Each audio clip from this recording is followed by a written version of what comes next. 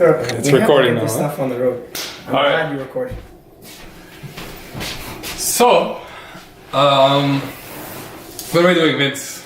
We're doing something different of 2018, right? We're gonna be doing a lot more video along with audio. Okay. So let's do it. All right. So let's get. So what would you like to talk about today, Matt?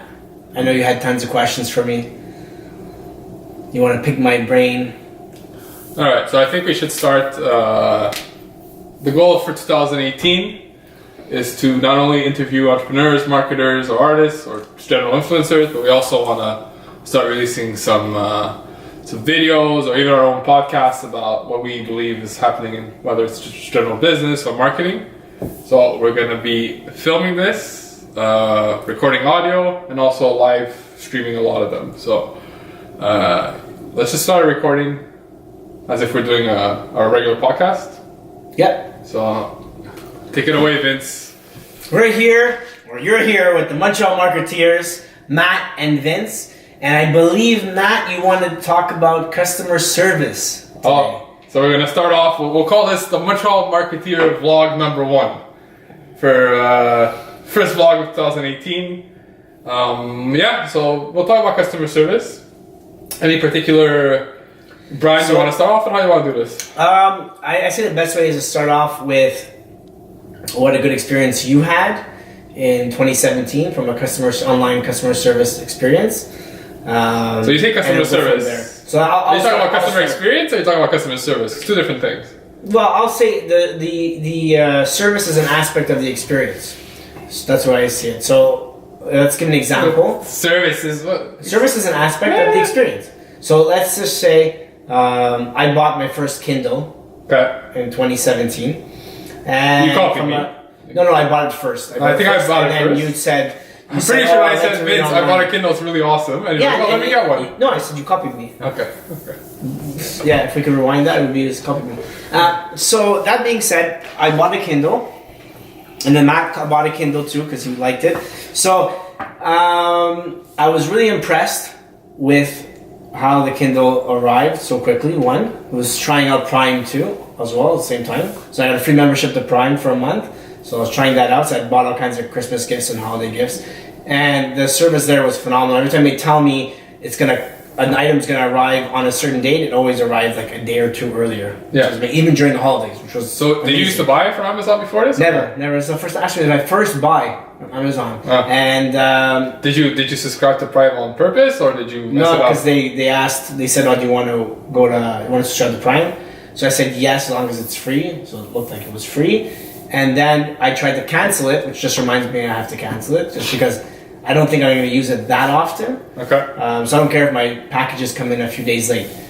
Now, that being said, if Prime, which they will and they are, offer their own branded items, then it might be, to get access to those items, you're going to have Prime, or to get access to special pricing on those items. And it's not just, by the way, I've been shopping with Amazon a long time. It's not just the special items or whatever, but you don't have to wait for $35 for free shipping. Yeah. Prime is, if you have a Prime item, no matter what it is, I ordered USB cables for like $7. That's all I needed at the time. Had Prime and just bought it, and that's it. No, there's a lot of perks. So to get back to the experience of Kindle, though, that reading solution, I guess you can say they provide. I wanted to read more books in general, and I don't like. You just learned to read like 2 years ago, right? Exactly. I don't like reading at all. I really don't like reading at all. I don't. I mean, I read for school, Concordia. I had to read books, so I read books. That's it. But otherwise, to make it easier on me to read, you just have to take away the barriers and anything you want to do. So for me, it was taking away those barriers of carrying around a book with you and whatnot. So the Kindle made my life a lot easier. So it allows me or enables me to read more. The really cool thing about the Kindle is when it came in, it had my credentials, everything logged in already. And it was already charged for me too. Yeah. So I thought that was really neat because it shows that Amazon had to actually take the time to set up my account. No password required, meaning there was a password already on the account. So right now you're not talking necessarily customer service, you're talking about customer experience. Customer experience. And then, but the service side is also, they said they're going to deliver it on such and such date. They delivered, right? Because it actually came in a day earlier. Yeah, they over delivered in their promise, in their delivery. So I got it a day earlier. I wasn't expecting everything to be set up, but I was expecting to look online, see how to set it up, how to put your login, password in. It was already ready. And I wasn't even expecting to be able to read the second I opened the box, because I assumed I had to charge it for a lengthy period. So, you're obviously very impressed. I had the same experience, by the way. It was really cool to just open it up.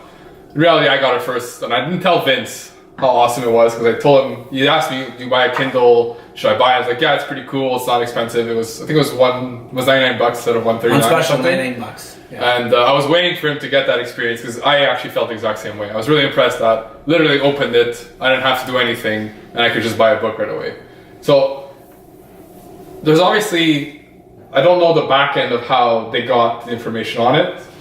I know there's a barcode behind, maybe they just have to scan it, and then it loads the account on it somehow. But in any case, they had to go that extra step deliver that. It could even be in a cage that already has power, like in the sense that they're already pre-plugged in or whatnot. But it is an extra step. It's a step. When you talk about supplying a product, like it's not just bring it in and ship it out. Like they had to do something extra to it. Yeah. Or even if it wasn't that much of a step, they had to create the technology to be able to do this. So, to you, when you look at this as a consumer, what do you think it entices you to do?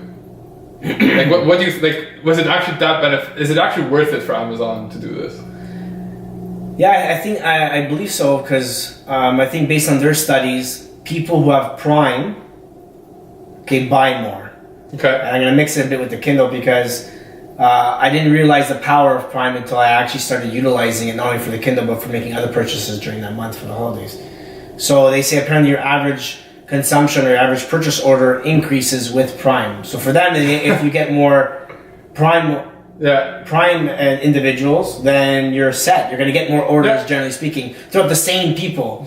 So you can imagine that if you have 50% of your customers that are Prime and 50 that aren't, if you were just to convert 10% of the 50 that aren't, how much would that increase in sales mean to you? If Amanda's listening right now, which is my wife, she's going to be saying, I know Matthew got Prime and he's been spending a lot more now, and she's going to try to cancel it off me right now. She's probably yelling from downstairs. Yeah, but it's a proven fact. It is, yeah. In life, when you remove barriers for a customer, just make life easy. Like think about any product you have to purchase that was difficult. How many times did you purchase it if it was difficult? Yeah. Or services or whatnot. You didn't. You probably did it once and you never did it again. Let's say besides Prime, like the actual fact that you don't have to sign in. Because that to me, and we spoke about this a lot, how interesting it was, that the fact that you have something that you just bought, that in your head, oh, I'm gonna have to sign in to make a purchase, but no, literally it's a one-click purchase of a book, and with an opening packaging, 10 seconds in or 30 seconds in, you can literally just buy your book and start reading. To me, that was fascinating. Yeah, they're getting you into that habit right away of it's this easy to start to buying books and reading on a Kindle. Like I was blown away of how they made it easy. And then the fact that you could, this is digital, right? So it's easy. Yeah. It's not like you're buying you can technically, if you want the same experience, you go to Indigo, you buy the book that's in front of you and you start reading it. You could do the same thing. But here it's just the comfort of your own home. You have everything on one little device, almost all your books in one little book that's paper thin. Right, so there's huge advantages there. Instead of having a bookshelf, you have a Kindle shelf. Like it's really what's happening. The fact that you open your book and literally as your book is being shipped to you or your Kindle is being shipped to you, you could be ordering books, getting prepared, and it'll be the WhisperNet, I think they call it. There's even ways for you to share your experiences on books, right? Yeah. They have with your friends and family. So I just find even when I'm opening it and I'm reading what book to buy, and they have the Kindle deals of the day just easily accessible for you. You can spend a few bucks and get like 5 books, and you get them instantly. So you just start reading right away. I just find that's just so easy. I even pre-ordered a book, which I never thought of doing pre-order. Let me guess, Gary Vee's book? Gary Vee's new book. Yeah, I pre-ordered that one because I was interested in. Pretty predictable. Yeah, well, it was on special too. I won't lie, it was like $16 or something. So you actually save money also. Yeah. On book purchases, doing it this way too. But the saving money part of it, I find, like for me, like I bought a Kindle, doing a 1 book a week challenge, and I wanted to make sure that I would never be in a scenario where I forget to buy a book or I can't find anything. Yeah, but you probably over purchased now. You probably purchased 5-7 books. No, what I'm trying to say is that I only bought the Kindle when I don't have a physical book to read. because I want to make sure I stay on track for my goals. Because I still prefer reading. Like I'll pay $5 more, $10 more for a physical copy of the book. Yeah, but remember, that being said, when you have that $1.99 deal, that's where okay, I'm not gonna. That's kind of like just a given. Like it's $2. It's a coffee. Like the Apple biography, it was $1.99 or $2.99. Yeah, you can't go wrong. Your Elon Musk book is a $1.99 Kindle right now. Now it is. Yeah. See, I bought it for $9.99 or something, or $10.95, whatever it was, and that's a phenomenal. If you want to read a fun book, that was phenomenal. Yeah. It was really good biography on Elon Musk. That was one of my favorites. To recap on that, on the Amazon experience, so it's customer service in the sense that you get your products fast. Not only was it on time as promised, was actually quicker. So they over delivered on what they were supposed to do. Yeah, I think that the promise was here.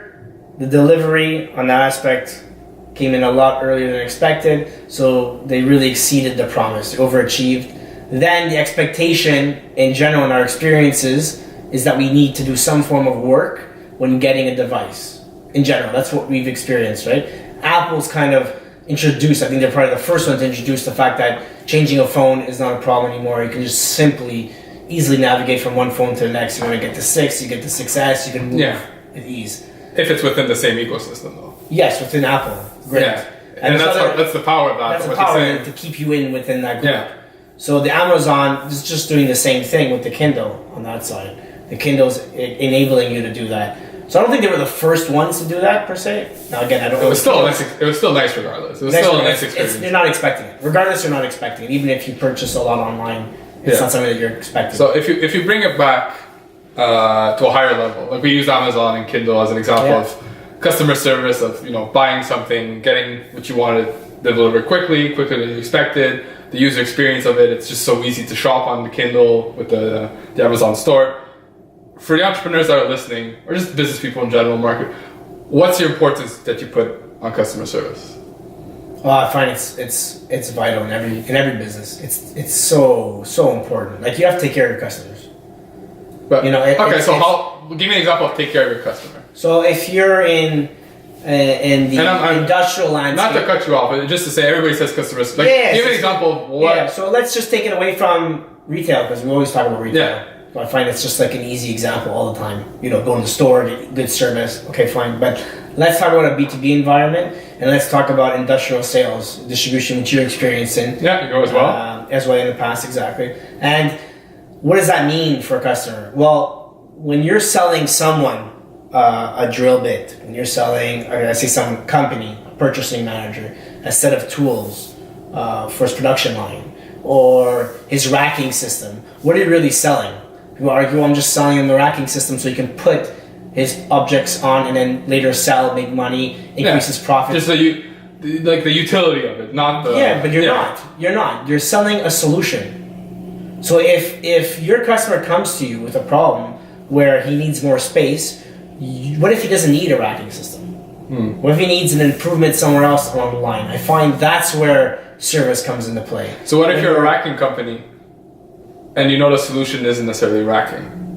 What do you do? What do you do as a company? You bring your real colors out. And you don't recommend something that they'll hate you for a month, 2 months, a year later when it's not the right application. For us in the water industry, and I'm going back to where I work right now, where I'm currently working, it's forbidden. Like it's just you don't do that. You don't recommend a product that's not going to work or that won't work in the long term. You try to recommend a solution to the customer that's going to achieve his or her goals today and tomorrow as they grow. So if you're a racking company, what I see from a B2B aspect is more than just giving him the right solution or designing the right solution. What if you were to have a team that goes into his office or his location, designs a custom racking system for him or her, for his business, for his products as well. If he's only in the bits side, so drill bits and so forth, you know the size, the weight that he's going to be dealing with on a regular basis. So you can customize that solution even better, tailor it to his needs. Now, I'll go even a step further. His experience online with you. When we start talking about service, we start talking about transaction and transaction points customers have with you. Everyone thinks transaction is monetary. It's not. What if I was on your site and I read an amazing post? and then I can kind of like reside with what you're saying. I can understand what you're saying, and it applies to me. So you're saying stop thinking about them just when someone's paying me, but every single contact point. Every contact point is a service. Is an opportunity for you to exceed an expectation in your service offering. So I think service is not only P2P, meaning person to person. It's person interacting with the laptop, with this phone. A lot of companies out there have great websites, but they just have terrible mobile experiences. Like if you have a terrible mobile experience, you want to get away from that. You want to be able to understand how your customers are accessing your site and be there with that medium. So if you see that 80% of your visitors are through mobile and your site's not mobile responsive, like you have a problem. You have a service problem at that point. Okay. Right. So I think that's the shift. That service and transaction used to always think of, okay, when the guy or gal's making a purchase, I gotta offer great service. Well, no, it starts from the first moment in which they interact with your brand. So basically, if I'm understanding what you're going to correctly, and then we agree on most of this stuff, so I'm pretty sure I know where you're going with this. If you're an entrepreneur right now and you're trying to work on your customer service, one of the approaches you should be taking is literally map out the most common contact points you'll have with your customers. So my customer can go on my website. Before that, understand your target market.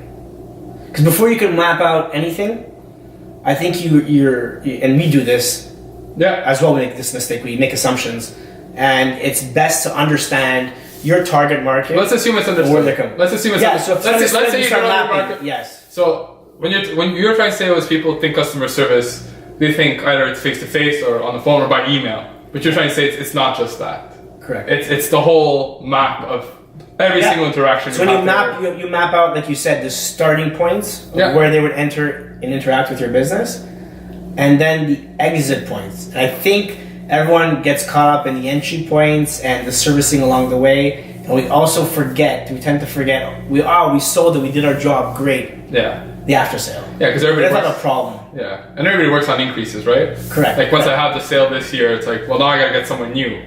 That's it. But you gotta worry about the exit too. Like that. That's it. And the reality is, you could most probably, for many entrepreneurs, resell to the same client and grow. Yeah. Like Amazon's done, Prime. Yeah. Right. So I think that if you take care of the customer after the sale, so what's your process after sale?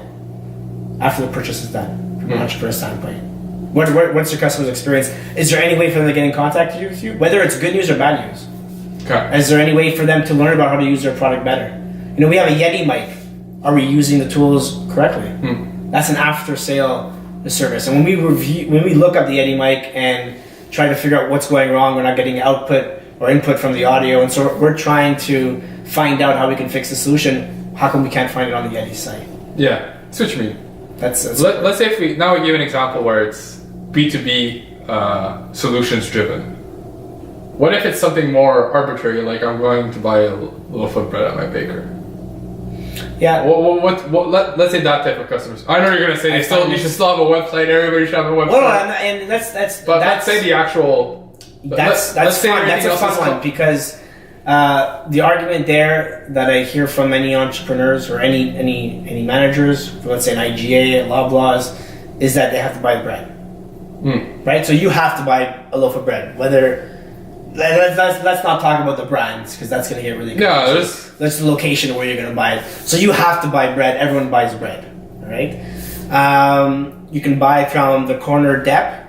That's a little more expensive. That's walking distance. Maybe right outside your apartment. If you live in an apartment and you're on the second floor, it might be on the base floor. Yeah. Or you can get in your car, get into the metro, get into a bus, go down to Loblaws, go down to a chain, or go down to that specialty store for bread that you like. If we take into consideration the retail stores and their brands, like IGA and so forth, you're probably going to buy somewhere, for bread-wise, somewhere that's close and easy, unless you're a bit like me and you, and you like something special. That's target market, right? That's going back to exactly. So to go back to your question of, what kind of service can you give for bread? Well, or is it actually important? Or is it actually important? You're saying something very interesting. Where you're like, well, everybody has to buy bread. Mm-hmm. So if I own a grocery store, well, I'm just gonna put it there. You can take it IGA. Let's give Metro an example. Metro has their Première Moisson bread that they sell in their store. and I saw in the Publisac, which is our weekly flyers that they send out and they advertise.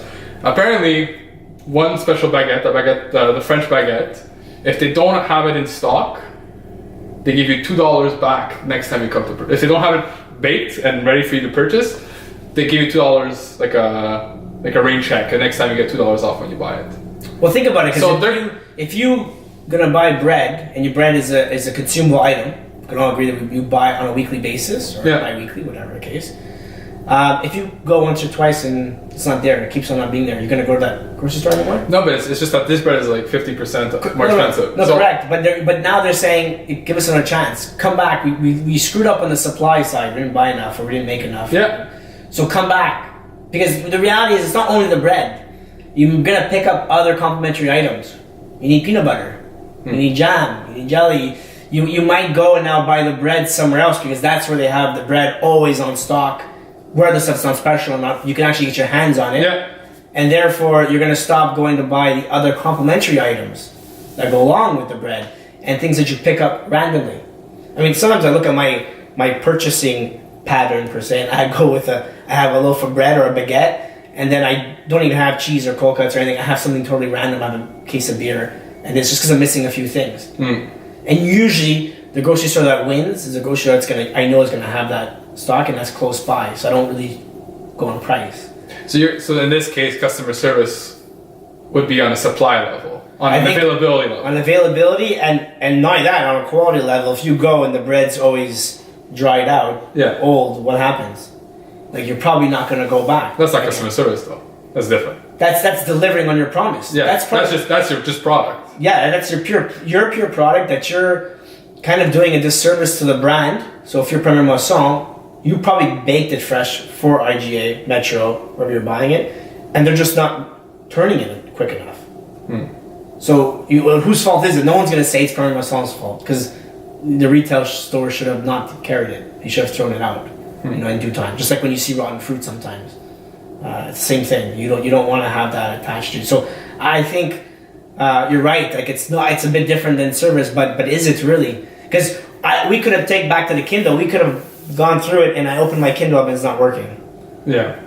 Like, what good is it now? Or I can read and I can't download any books anymore. Yeah. There's something wrong. Or if you're not used to technology and you bought a Kindle trying it out, and you don't feel comfortable logging in, so then you literally can't use it. It's a piece of junk. Yeah.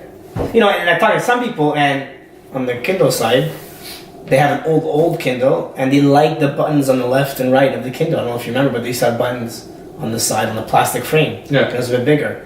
They like the feel of the buttons, and they like the fact that if they can hold it with their left hand or their right hand, they can both change page forward. Now you have to hit the right section. Yeah. So what if you're holding it with your left hand now? Your right hand's not free and you're reading a book. How awkward is it too? So it's true, for someone who's a lefty, maybe it's not ideal. Or the other system, the way they had it before was. So we hit the 20-minute mark. I think we're going to leave it at this. I think we're going to try something a bit shorter format. Still pretty long, but... that's one of a few. We're trying it out, and we'll see what happens for 2018. Perfect. Well, thank you very much, everybody. Thank whether you guys. it's on YouTube or whether it's on live. And Instagram, YouTube, Facebook. Oh my God. Great, Vince. Good job. All right. Thanks. Thank you.